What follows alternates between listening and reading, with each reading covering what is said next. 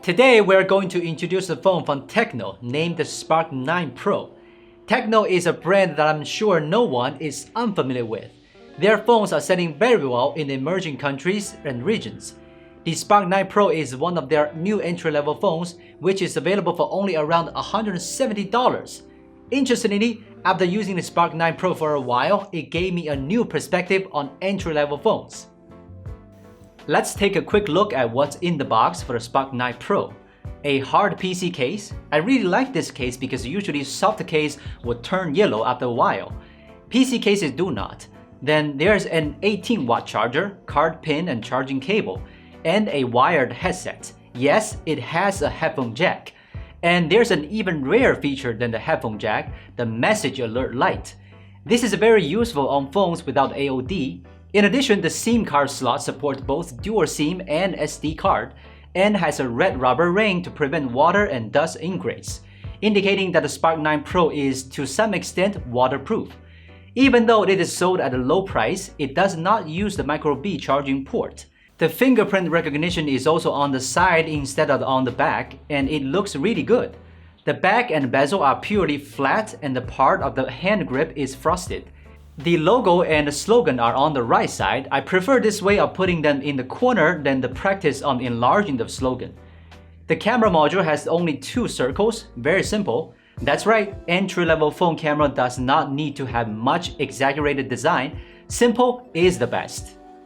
Spark 9 Pro comes with a 32 megapixel front camera. Compared to many 8 megapixel or 16 megapixel front cameras, it wins at least in the amount of pixels.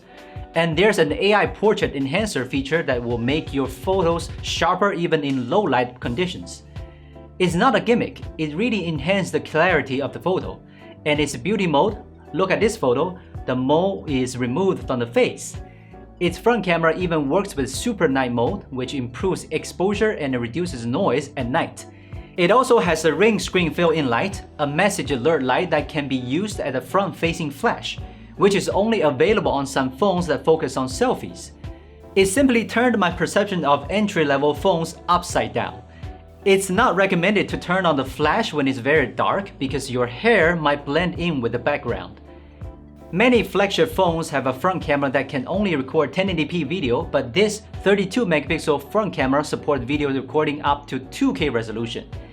It doesn't have EIS, but once you think about its price, you feel that the Spark 9 Pro's front camera is way ahead of phones in its price range. After introducing the front camera, let's take a look at the rear camera. The rear camera of Spark 9 Pro is a bit more ordinary compared to the front. There's only one 50 megapixel main camera, the other 2 are auxiliary lenses. But the main camera is a bit surprisingly good in everyday use. The dynamic range is excellent and the images are clear. Perhaps because of the bokeh camera, the bokeh effect in portrait mode is very good. I really like the effect of this bokeh background as long as it does not go wrong. It is very much like a photo taken by a professional camera.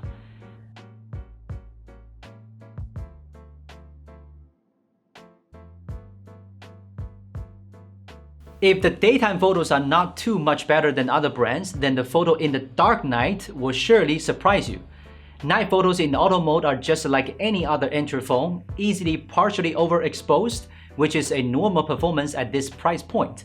But once you turn on super light mode, the quality of your photos will soar. Dynamic range is improved and exposure in low light is back to normal, looking like a photo taken by a $300+ phone.